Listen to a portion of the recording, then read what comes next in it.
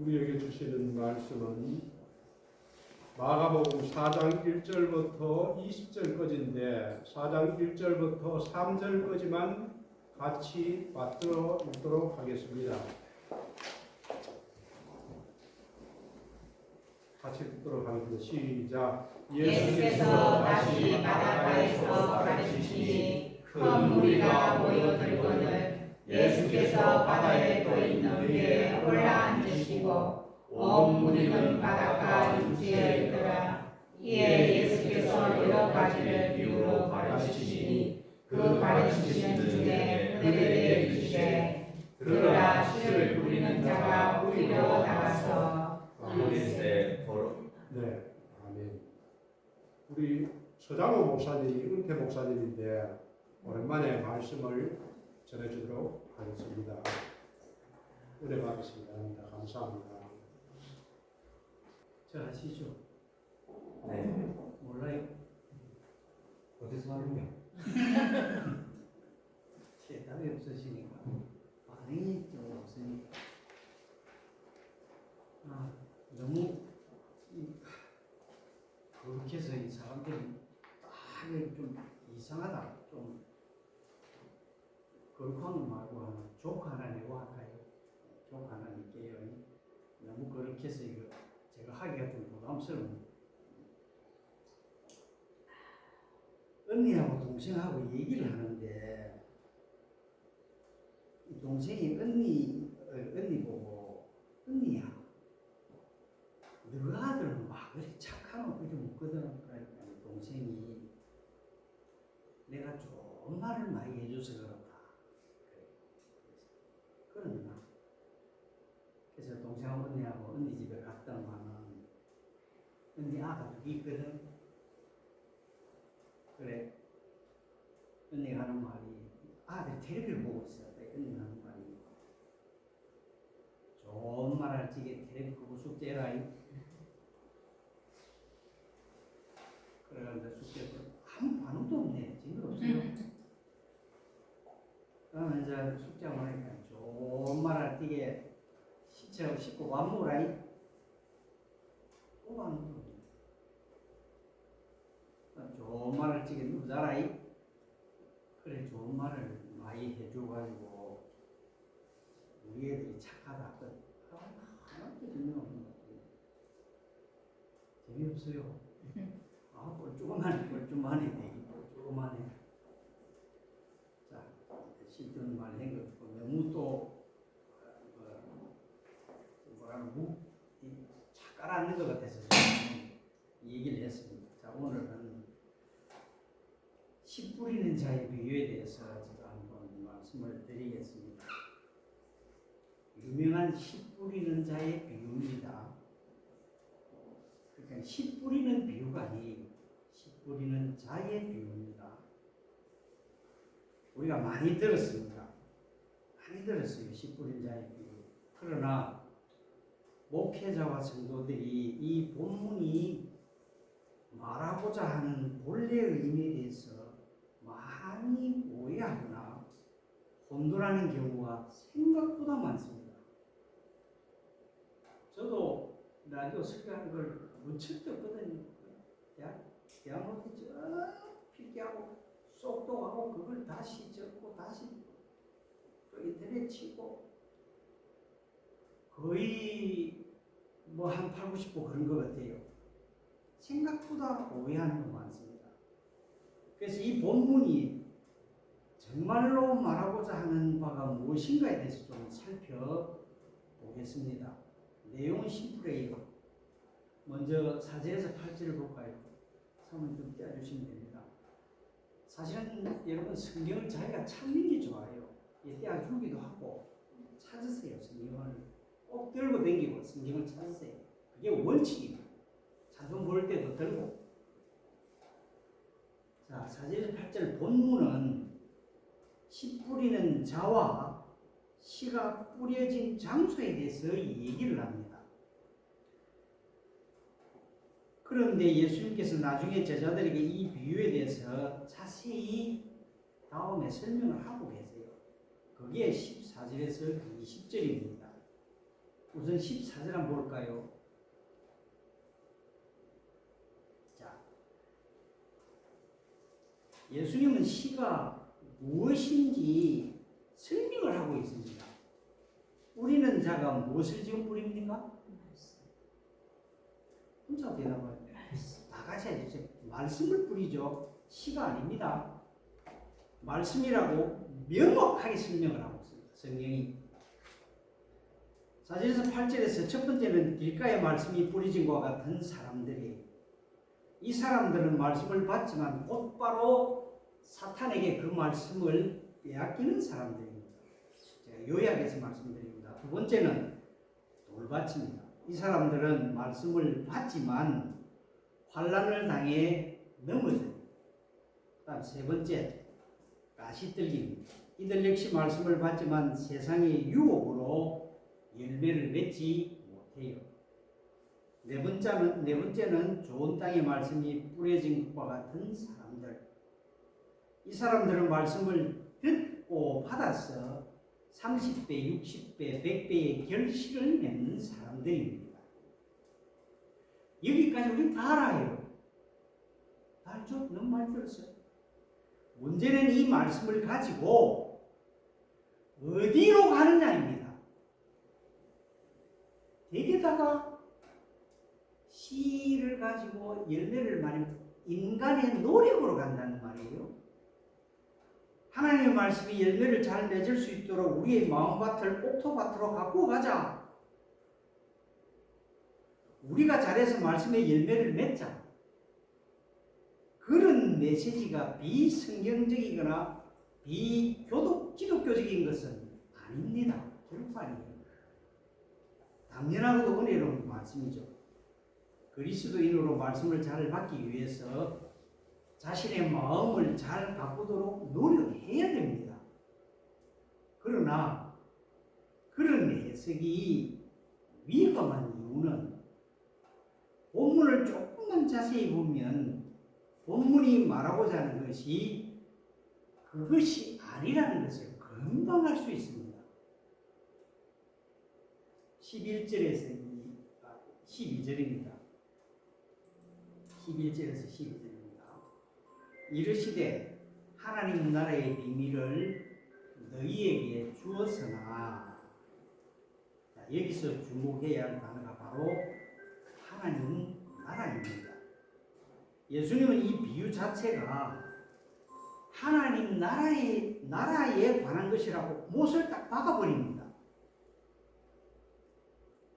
그러니까 이 비유가 말씀을 받는 자의 태도나 마음 상태에 관한 이야기가 아니에요. 하나님 나라에 관한 말씀이라는 것이죠.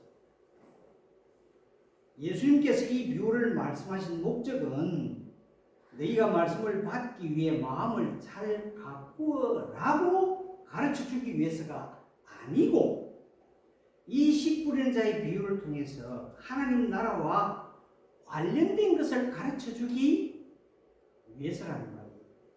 맞죠? 제가 거듭 말씀드립니다. 이 성경의 주어는, 여러분, 이 성경의 주어는 하나님과 예수님입니다. 인간이 아니에요. 인간으로 자꾸 대입시켜 말씀을 증거하면 자꾸 엇길로 갑니다.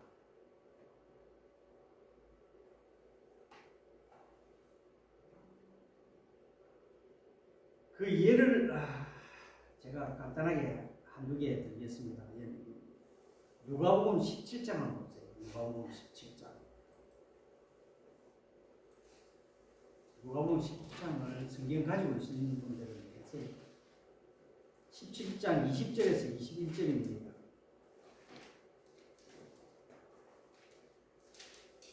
바리새인들이 하나님의 나라가 어느 때 임하니까 묻거늘 예수께서 대답하여 이르시되 하나님의 나라는 볼 수 있게 임하는 것이 아니요 또 여기 있다 저기 있다고도 못하리니 하나님 나라는 너희 안에 있느니라. 자, 보세요. 이게요, 제가 설명드리는 지금 성경의 주어를 말씀드리는 겁니다. 성경의 주인이 누구냐는 거예요. 너희 안에 있느니라 하니까네 거기다가 하나님 나라 우리 안에 있대 이거. 이게 틀린 말입니다. 영어 성경을 봐도 분명히 틀립니다. Within your, among you라고 되어 있습니다. In your heart, 영어로 써서 죄송합니다. In your heart가 아니에요. 여기 지금 바리새인이 예수님이 묻잖아요. 그러면 중세 영화를 보세요. 그럼 금방 알 수 있습니다. 설명드릴게요. 중세 철학자들이 헬라인이라 이럴 때 그 원탁의 회의를 안 하면 바깥에 회의를 합니다. 바깥에 회의를 하면은 화자, 말하는 사람 중앙에 서고 청자, 듣는 사람 빙둘러 서요. 그리고 한 사람 얘기하면 또 나가고 또 돌아가는 지금 그런 광경입니다. 이 성경의 문화와 성경 그 지역과 그 시대를 알아야 돼요. 학교에서 배우는 역사도 알아야 됩니다. 무턱대고 하나님 말씀 증거하는 거 아니에요. 그러면 지금 바리새인이 물어요. 그러면 빙 둘러가 예수님이 중앙에 있어요. 그러면 너희 안에 있는 애, 우리 안에 바리새인들 그 죄인 안에 하나님의 나라가 있을까요? 천만에. 너희 안에 누냐? 내가 하나님의 나라라는 것이 하늘과 땅의 차이입니다. 공부하는 분들 잘 들으셔야 됩니다. 하늘과 땅의 차이입니다. 자, 두 번째 볼까요? 18장 그 밑에 보세요. 18장 1절에서 8절까지인데 제가 한번 읽어볼게요. 예수께서 그들에게 항상 기도하고 낙심하지 말아야 할 것을 비유로 비웁니다. 예수의 비유가 성경이 한 10몇 가지 됩니다. 이르시되 어떤 도시에 하나님을 두려워 않고 사람을 무시하는 한 재판장이 있는데 그 도시에 한 과부가 있어. 불의한 재판관과 과부의 요새 불의한 재판관 많이 들었어요. 내가 이름도 안 잊어먹는 거. 문영배 카운터 두개 쌓아서 이름도 안 여기에 나오는 불의한 재판관이에요. 지금.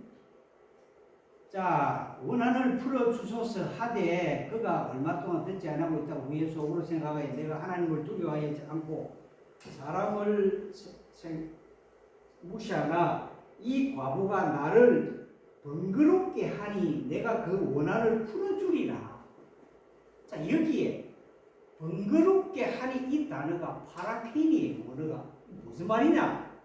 양심을 콱콱 찍다 그런 단어예요.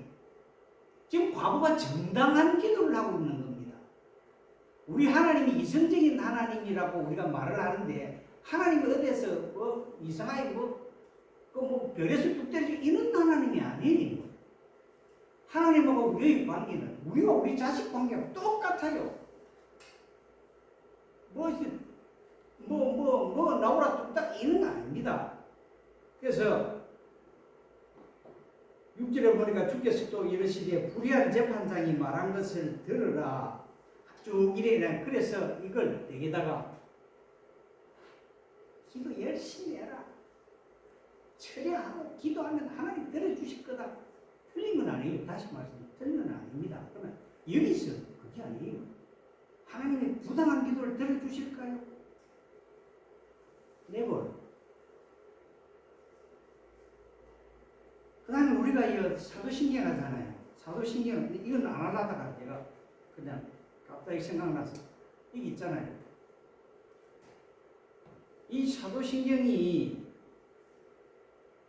제가 논문도 많이 읽고 책을 많이 읽어서 대충을 알아요. 내가 원고 없어도 알아요. 번역상과 국어학적으로 두 개 살펴봐야 됩니다. 우리 하는 게 맞아요. 하나님 아버지를 내가 믿사오니 그게 맞아요. 판토크라시 이게 맞아요. 아버지 하나님 성경에 한두 번밖에 안 나와요. 순서가 틀리면 안 됩니다. 그 다음에 유일하신 새로 바뀐 데는 아들이라는 이게 one and only라는 영어 단어인데 독생자가 맞아요.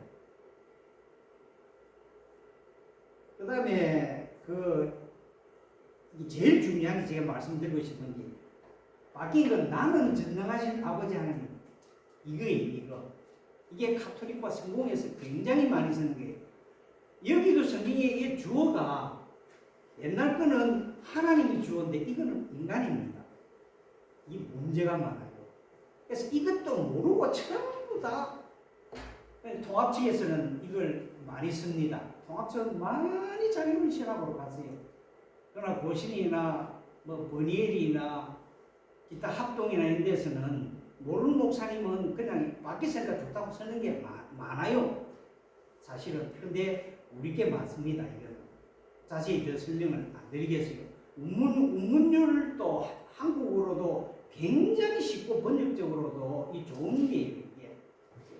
그러니까 우리가 그렇게 좀 다르게 하고 있으니까 오시는 목사님이 어떤지 모르지만 이것만큼은 제가 조금 양보하기가 힘들어요. 내가 너무 많이 그렇습니까? 모르는 분들이 그래 할 수가 있다 이 말이에요. 제가 조금 길어서 죄송합니다. 제가 뭐 한 3년 만에 처음으로 설교하는데 좀 길어다 이해 한번 해주겠습니까? 여러분 우리가 다시 돌아갑니다. 그렇다면은 우리가 이 비유를 통해서 생각하고 발견해야 할 주제는 하나님의 나라입니다. 하나님의 나라. 하나님의 나라가 뭘까요? 마가복음 1장 28절을 보면은 하나님의 통치라고 되어 있습니다. 그런데 이 하나님의 나라가 죄로 인해서 망가졌지요. 그런데 그걸 회복하기 위해서 하나님이신 예수님께서 이 세상에 오셨어요. 이 예수를 통해 하나님의 통치가 회복되는 겁니다.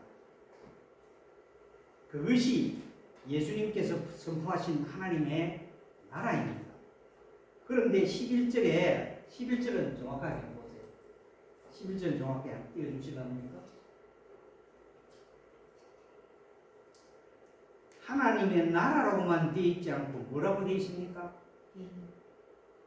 왜? 3년 문자부터 하시니까 하나님의 나라는 뭐라고 또 되어 있습니까?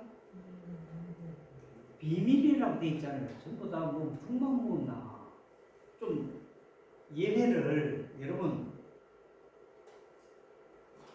이게 주고받고가 되어야 됩니다. 너무 간단해서 일방적으로 하고 말동하고 가만히 그러지 마세요. 대화식 설교가 되어야 됩니다. 그래야 여러분들이 정신도 차리고 여러분들이 실력이 커지는 거예요. 그냥 가만 뭐 이런 소리 저 소리 틀린 소리도 아니 조금 대화식 설교가 필요합니다. 뭐라고 되어 있습니까? 비밀이라고 되어 있습니다.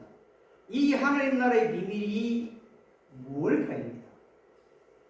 궁금하면 고백은 요새 개콘합니까?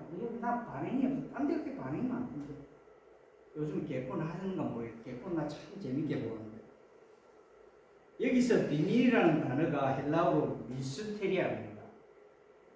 우리가 다 아는 영어 미스테리라는 단어가 이 단어에서 옵니다. 미스테리가 뭡니까 여러분? 눈으로 보아도 이해를 하지 못하는 게 미스테리입니다. 예를 들면 피라미드 한번 보세요. 고대 그 이집트인들이 어떻게 그 무거운 돈들을 옮겼고 건축 기술을 사용했는지 이 피라미드를 보고도 알지 못해요. 그래서 미스테리입니다. 하나님의 나라가 그렇다는 거예요. 성자 하나님이신 예수님께서 이 세상에 오셔서 죄를 물리치시고 죄인들을 하나님의 자녀로 삼으시고 하나님의 통치를 시작한다는 그 사실을 사람들이 눈으로 보아도 귀로 들어도 이해를 못한다는 겁니다. 왜일까요? 앞에서 얘기한 것처럼 죄 때문에 우리의 눈이 가려졌고 귀가 닫혀져 버렸기 때문입니다. 그렇다면 이 가려진 눈과 막힌 귀는 어떻게 해야 열릴 수 있고 어떻게 해야 하나님 나라를 다시 회복할 수 있을까요? 뭐 큰 교회가 목사님 설교를 들어요? 전행한 신학자들의 뭐 그런 강의를 들어야 열릴 수 있을까요? 아닙니다. 하나님께서 열어 주셔야만 가능합니다. 믿으십니까? 네. 하나님께서 은혜를 주셔야지 우리는 하나님 나라를 발견할 수 있습니다. 사랑하는 동력자 여러분, 제가 중동에서 직장 생활을 했거든요.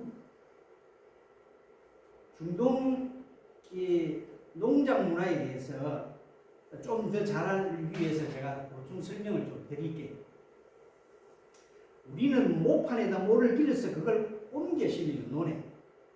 그래서 모내기 전에 밭을 잘 가꾸고 오랑을 내고 그런 게 중요해요. 그 작업이 끝나고 나서야 모를 심지요. 그러나 이스라엘은 모내기 안 합니다. 어떻게? 저를 잘 보세요. 실을 공중에 뿌려요.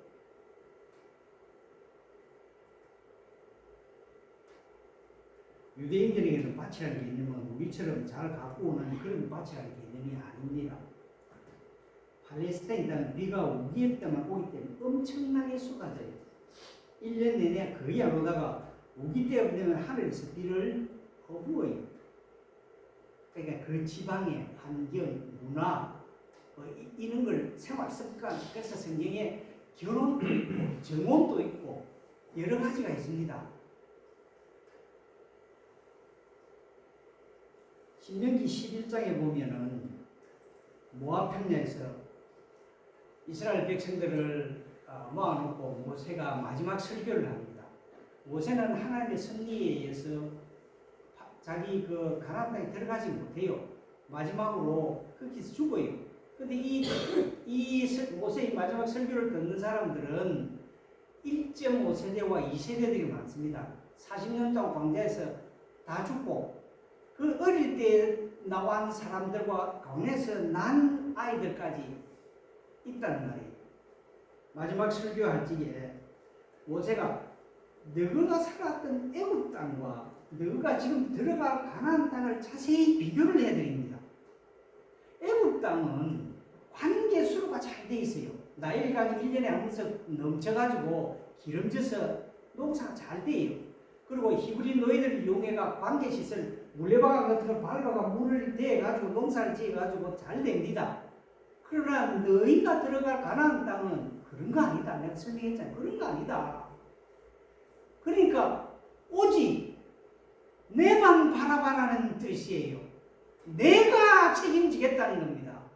너가 들어갈 땅은 보상을 해서 주는 게 아니라 내가 보장해 주는 땅이라는 얘기예요. 이해되셨습니까? 하나님만 바라보는 땅. 역시 제가 설명하는 오늘 전체의 주제는 성경의 주어는 하나님이라는 거예요. 주인은 하나님입니다. 인간이 절대 아닙니다. 그래서 건기 때는 땅이 바싹 말라서 힘들게 농사할 필요가 없지요. 그냥 묵혀둬요. 그래서 안식년이 있고 그런 거예요. 여러 가지로. 7년 동안 지금도 제 아는 목사님 합천에 가 농사 7년 동안 안 지어요. 안식년. 그러다 보니 사람들이 지나가면서 길이 만들어지기도 하고 그 사이에 잡초들이 가시 덤불이 자라기도 하고 또 시간이 지나면 돌밭으로 변하는 경우가 있겠죠. 자, 정리하자면 내가 가지고 있는 한 공간의 밭이 뒤죽박죽으로 섞여져 있습니다. 그 상태에서 씨를 뿌리는 파종기가 오면 바삭 마른 땅에 농부가 씨를 하늘로 그냥 뿌리는 거예요. 왜냐? 밭을 갖고 시간이 없어요. 건조해서 쉽지 않아요.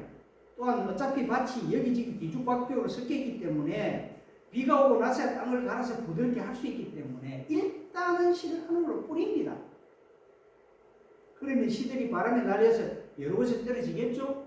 같은 밭 아니라도 밭 아니라도 어떤 씨는 길가 변한 곳에 떨어지고 가시밭과 돌밭에 떨어지기도 하고 또 옥토에 떨어지기도 합니다.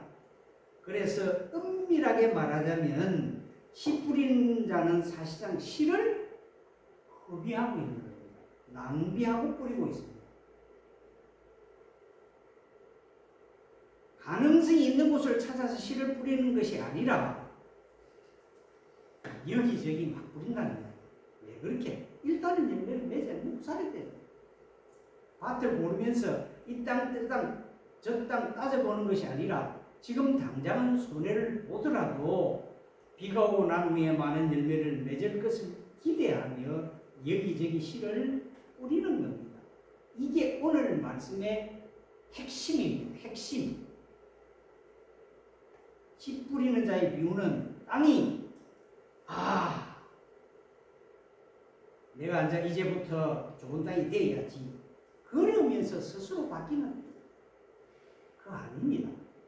땅은 스스로를 가꿀 수 없습니다. 땅은 그냥 땅일 뿐이에요. 그 땅에 농부가 열심히 씨를 뿌립니다. 그렇다면 이 농부는 누구를 의미할까요? 전도사는 누구를 의미할까요? 하나님이죠. 하나님께서는 하나님 나라에 대한 말씀을 뿌리세요. 그런데 여기저기 뿌리면 허비하세요. 여러분, 하나님은 정확히 어디가 옥토고 어디가 가지 다 아는 분이세요. 우리는 누가 길 까고 돌 받치고 가시덤불인지 알 수 없어요. 그건 우리 영역이 아닙니다. 하나님의 영역입니다. 그러나 확실한 건 하나님은 옥토에게만 하나님의 말씀을 뿌리지 않는다는 겁니다. 그렇다면 우리는 이렇게 질문할 수 있지. 왜 하나님의 말씀을 허비하고 계실까? 어차피 열매를 맺지 못하는 곳에 왜 굳이 씨를 뿌리시는가? 팀 켈러라는 목사님이 이 본문에 하나님을 가르쳐서 해픈 하나님이시다 라고 표현을 합니다. 심한 표현이 아니냐? 아닙니다. 이어서 이 해픈 하나님을 통해서 하나님의 사랑을 발견한다라고 고백을 합니다. 한 영혼이라도 살리기 위해서 일단 여기저기 씨를 뿌리는 하나님의 사랑을 본다는 거예요. 이 목사님이 한 일주일 전에 저희한테 찾아와가지고 목사님 바뀐다고 얘기를 하고 이런 얘기를 하면서 제가 한 4년밖에 안 했는데 목사님 더 하세요. 아직 나이도 있고 목사님 내가 자세히 건 모르겠는데 보시니까 너무 지친 것 같아요. 제가 4년 동안 식사도 안 하고 바로 가요. 목사님인데 짐이 안 될까? 짐이 될까 싶었어요. 순수하고 너무 착해요. 사실입니다. 목사님 순수하고 너무 착해요. 돈 이거 몰라요. 돈도 모르고 바보예요. 내가 그래서 목사님 바보입니다. 이런 표현까지 했는데 죄송합니다. 이 목사님 죄송합니다. 내가 그런 표현해서 너무 순수하고 좋아요. 그러니까 뭐가 상처를 받는지 모르지만 내가 어디 밥 먹고 말 한마디 했습니까? 4년 동안 철교도 처음 시켜주는데 내가 뭘 했어요? 너무 상처를 받는지 모르지만 지쳤어. 그래서 젊은 목사님이 오신다니까 저도 좋아요. 좋은데 이 목사님이 이 교회를 토요일날 주일날 설교하신다는데 내가 그래는 하지 마라 그랬습니다. 좀 더 두고 보라 이런 얘기를 했는데 어쨌든 이 목사님이 이 교회 대표 목사로 계속 수고하셔야 합니다. 그건 맞으시죠? 여러분 다 동의하시죠? 네. 목사님 절대 이 뒤로 물러나지 마세요. 목사님이 욕심이 있고 순수하지 못한 것들은 제가 배치게도 배치가지. 아니에요. 목사님 이사까지 얘기 없고 돈도 모르고 좀만 그래요. 그러니까 목사님이 대표로 이 교회를 차고 나가셔야 됩니다. 그래서 내가 사도신임도 혹시 오는 목사님 아무것도 모르고 새로 온 거 할까? 그 새로운 거요 전부 다 NCCK 성서학당 한기총 이런 데서 책 바꾸면 돈이거든요. 돈. 이것도 뒤에 한 게 있어요. 이거 바꾸면 얼마나 많은 돈이 오고 가고 할 겁니까? 사람이요 믿음을 보려면은 돈에 대한 게 어떤가 보면 정확해요. 성경에 보면 이 없는 걸 제가 할게요. 지금 조금 길어져도 괜찮습니다. 이해를 하세요. 예수님이 한 젊은 청년이 찾아와서 예수님 다 율법 다 행했습니다. 근데 뭘 하면 예수님 따를 수 있습니까? 그러니까 예수님이 네 가진 거 다 남들 주고 내 따라하니까 갚고 없어요. 아직 2000년이 지났는데 아직까지 나타나지도 않아요. 여러분 믿음요 기도 최종점은요 돈에 딱 걸리면요 그만하겠습니다. 그래서 제가 사도신경도 미리 제가 좀 얘기를 하고 싶었어요. 어쨌든 하나님은 한 영혼이라도 구원하시라고 씨를 허비하고 뿌리고 계십니다. 가능성이 있거든. 모든 땅에 씨를 뿌려 하나라도 더 열매를 내고자 하는 하나님의 사랑 때문입니다. 여러분 우리가 예수를 믿는 것은 모든 땅에 씨를 뿌려주신 하늘 농부 하나님의 사랑이 있었기 때문입니다. 하나님은 지금도 하나님 나라에 관한 말씀을 이 세상에 뿌리고 계세요. 너는 길가니까, 너는 돌짝밭이니까 안 돼. 그렇게 하질 않아요.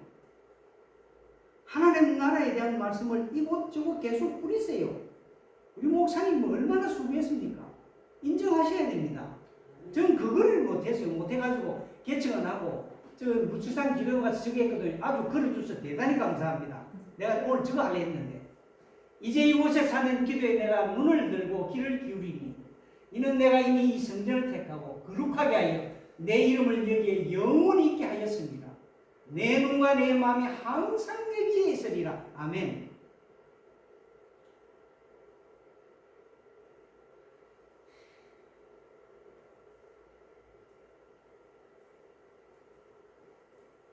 결국 이 말씀에서 강조하시는 것은 무엇입니까? 포기하지 않으시고 씨를 뿌리면 하나님, 밭이 어떤 상태든 포기하지 않고 하나님 말씀을 계속 뿌리고 계시는 하나님을 강조합니다. 너희가 한 것이 아니다. 이 성경의 주제잖아요. 하나님께서 포기하지 않으시고 씨를 뿌려서 하나님 나라를 이루셨다. 우리 하나님은 지금까지 단 한 번도 씨 뿌리는 것을 포기하신 적이 없습니다. 제대로 가능성이 없어. 그러니 그만 포기하자. 그렇게 하신 적이 있다. 아니다. 이 사모님은 어쩌면 계속 대답해.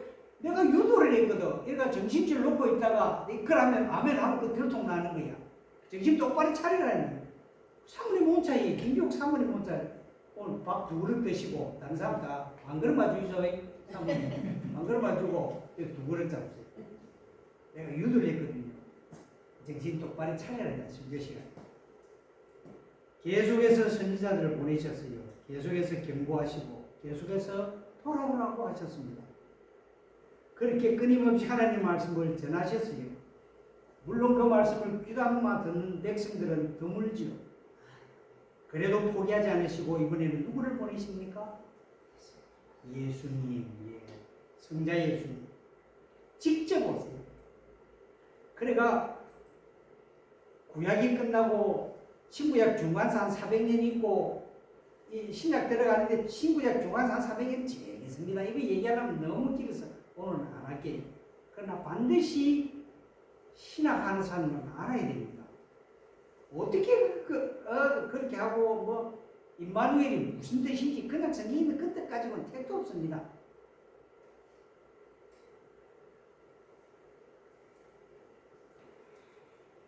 계속해서 선지자를 보내시고 계속해서 경고하시고 돌아오라고 하셨습니다. 그렇게 끊임없이 하나님 말씀을 전하셨어요. 물론 그 말씀을 귀담아 듣는 백성들은 드물었죠. 그래도 포기하지 않으시고 이번에는 누구를? 예수님 보냈습니다. 이 땅에 계시는 동안 수많은 씨를 뿌리셨어요. 예수님은 제자들만 데리고 아무도 모르는 은밀한 곳에서 하나님 나라와 복음을 전하지 않았습니다. 모든 사람들이 들을 수 있도록, 더 많은 사람들이 듣고 깨달을 수 있도록 하나님의 나라를 선포하시고 복음을 증거하셨습니다. 이때는 아멘 해야죠. 감사합니다. 틀릴까봐 아까 한번 유도를 틀릴까 안 하면 안 돼요. 이럴 때는. 그러나 예수님의 말씀을 귀담아 듣는 백성들은 소수였습니다. 듣는 자는 많지만 듣고 깨달음으로 주님이 제자가 된 자는 많지가 않았습니다. 오히려 배척을 당하시고 거절당하시고 심지어는 십자가에서 죽으시지요. 아마 그 당시 사람들은 그런 예수를 보면서 이렇게 얘기했을 것입니다. 예수라는 사람 말이야, 인생 그 위에서 아니 하나님의 아들이 왜 저렇게 허무하게 인생을 살지? 무의미한 인생을 살았다고 평가 안 하겠어요? 그러나 그 예수가 뿌린 하나님의 씨앗은 마침내 옥토밭에 떨어져 결실을 맺어 복음의 사람들을 세우고 로마 제국을 뒤엎고 하나님의 교회를 세우고 이렇게 우리에게까지 복음이 오게 된 겁니다. 지금도 하나님은 포기하지 않으시고 한 영혼이라도 더 살리기 위해서 씨를 뿌리고 계세요. 선교사님들 보내고 교회를 세우고 말씀의 씨앗을 뿌리십니다. 그리고 그곳에서 하나님의 역사가 일어나요. 제가 한국에서 처음으로 장로 때 한나고를 타고 해외 선교를 나갔습니다. 우리나라 처음 가는 해외 선교선이에요. 그러면 말레이, 인도네시아 그 외딴 성들을 가면서 복음을 전개해요. 뭐 코브라가 라우탄하고 같이 자면서 거기 뭔 교회가 일어나겠습니까? 뭔 배운 사람들이 있고 그래도 몇 년이 지나고 보면 분명히 거기에 교회가 세워져 있고 변화가 있어요. 여러분 한국이 안 그랬습니까? 한국이 안 그랬어요? 제 아는 권사님이 영광 원자력 보리 그 원자력 발전소에 있어가 그 한번 가끔 간 김에 전도를 들어갔어요. 문중경 선교사님 아시죠? 그 신안의 그 여러 성들 그 예수 다 믿어요. 한국도 그랬습니다. 한국도 저기에 예수 믿고 교회가 생기겠느냐? 하나님의 말씀은 역사한다 이 말이에요. 길가 돌밭 가시던 불 옥토든 어디든 말씀을 뿌립니다. 그리고 그 뿌린 씨가 반드시 어느 곳에서는 열매를 맺어 그곳에서 30배, 60배, 100배의 놀라운 역사가 일어난다는 거예요. 이것이 하나님 나라의 비밀입니다. 비밀. 하나님의 포기하지 아니하심과 하나님의 사랑이 믿는 자들에게 결국은 놀라운 열매를 맺는 미스테리예요. 미스테리. 오직 하나님 은혜를 받는 자만이 누릴 수 있고 이해할 수 있는 은혜. 이 은혜가 없이는 눈으로 보아도 귀로 들어도 이해 못합니다. 요한복음 1장에 참빛이 이 세상에 왔다. 그리고 그 빛이 어두움에 비치고 있다. 그러나 어두움은 그를 알지 못한다. 그래서 그 빛을 알지도 못하고 영접하지도 않는다. 보세요 여러분. 여기서 빛과 어두움이 나오는데 어두움은 절대 빛을 알 수가 없습니다. 빛이 딱 비추는 순간 어두움이 사라져버려요. 빛을 경험할 수가 없습니다. 절대. 이처럼 빛과 어둠은 공존할 수도 없고 어둠이 빛 가운데 존재할 수도 없습니다. 그런데 요한이 이런 어둠에 놀라운 일이 일어난다고 선포하잖아요. 그 어둠 중에 일부가 빛의 자리가 된 특권을 받았다는 거예요. 그 어둠이 빛을 영접하고 믿는다는 거죠. 이것은 자연의 법칙을 어긋난 겁니다. 벗어난 거예요. 어떻게 어둠이 빛이 됩니까? 그럴 수 없어요. 그런데 이 초자연적인 일이 하나님에 의해서 일어납니다. 그래서 요한은 이렇게 이야기합니다. 성령 요한복음 감사합니다. 영접하는 자 곧 그 이름을 믿는 자들에게는 하나님의 자녀가 되는 권세를 주셨으니 이는 혈통으로나 육종으로나 사람의 뜻으로 나지 아니하고 오직 하나님께로부터 난 자들입니다. 아멘. 어두움이 빛의 자녀가 된다. 그러나 이 불가능한 기적은 인간에 의해서 이루어지는 것이 아니라 하나님께로부터 시작되는 겁니다. 아멘. 은혜에 우리 하나님께서 그걸 가능하게 하시고 그러한 역사는 오직 하나님에 의해서 이루어진다. 여러분은 예수를 믿는 것을 논리적으로 이해하실 수 있습니까? 아무리 논리적으로 정리해봐도 나 같은 죄인이 왜 예수를 믿게 되어 있는가? 왜 수많은 사람들 중에서 나 같은 죄 많은 사람을 예수를 만나게 하시고 세우셨을까? 우리 인간의 이성으로는 이해할 수도 없고 설명할 수도 없습니다. 그저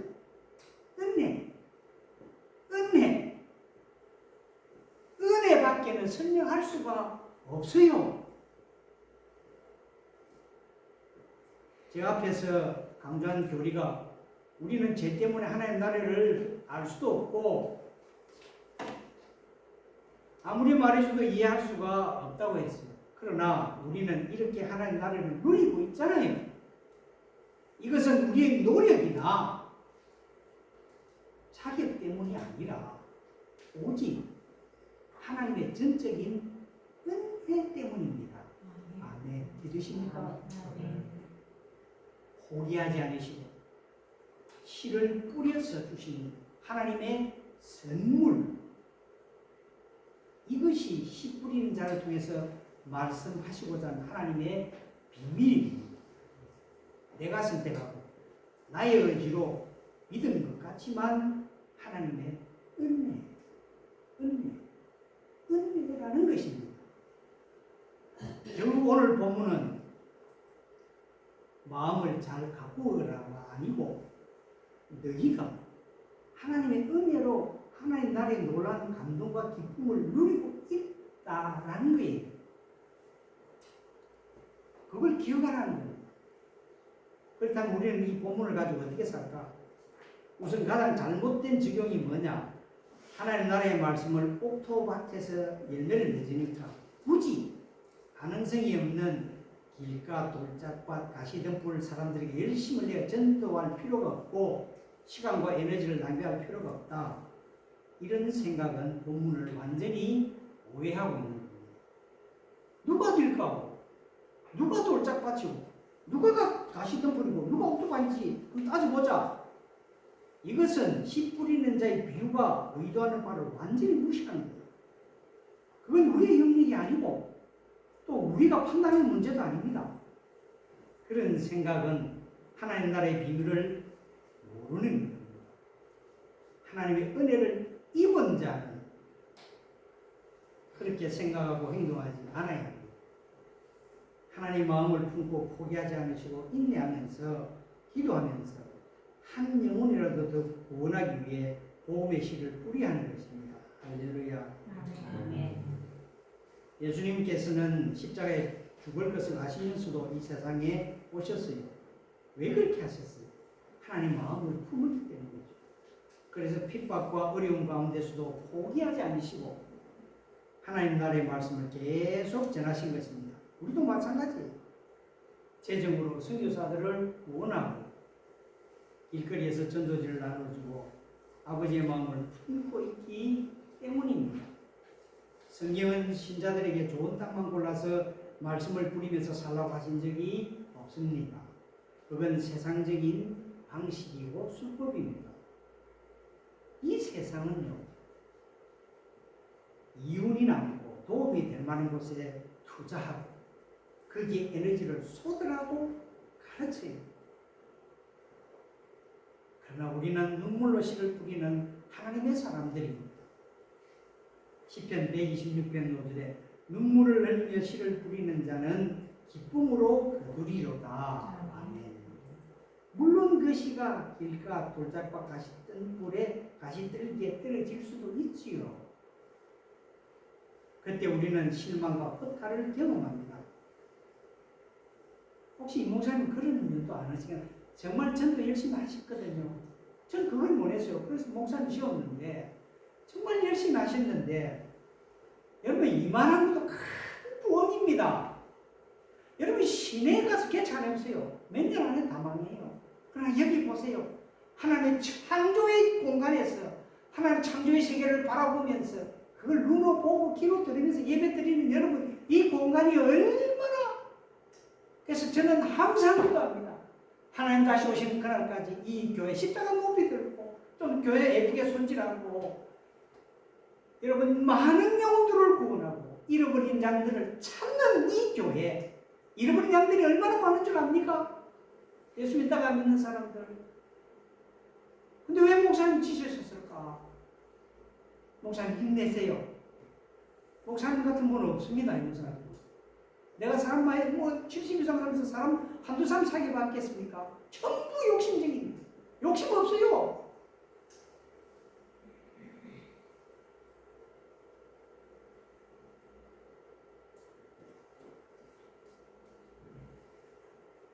실패와 절망 속에서도 끝내 열매 맺고 꽃을 피워주는 하나님 나라의 비밀을 알고 있습니다. 우리는 그래서 포기할 수도 없고 하나님 마음으로 다시 눈물을 흘리며 씨를 뿌리며 나아갑니다. 그리고 때가 됐을 때 기쁨으로 30배, 60배, 100배의 결실을 보게 될 것입니다. 아멘. 이 교회 반드시 그렇게 될 겁니다. 저는 믿어요. 이만한 교회 없어요. 그런 하나님의 역사를 볼 수 있는 은혜와 은혜의 교회가 되기를 축복합니다. 이 교회를 왜 세우셨을까? 하나님 나라의 씨앗을 뿌리라는 겁니다. 그걸 아시고 하나님께서 이 목사님 보내주셨어요. 저는 못했어요. 그 사명을 위해서 하나님의 마음을 품고 어렵지만 눈물로 씨를 뿌리는 자들이 되어야 합니다. 그 사명을 위해 가족과 사랑하는 사람들, 눈물로 씨를 뿌리고 계시는 분들은 포기하지 마세요. 저도 기도 제목 제 1순위가 가족분입니다. 거의 다 믿어요. 한 우리 여동생 가정이 안 믿어요. 평생 기도하고 있습니다. 언젠가 하나님의 씨앗이 열매를 맺을 것이라고 믿기 때문입니다. 하나님은 눈물로 뿌리는 우리의 기도를 출애굽기 3장 7절에 하나님은 다 보고 듣고 계신다고 했다는 말이에요.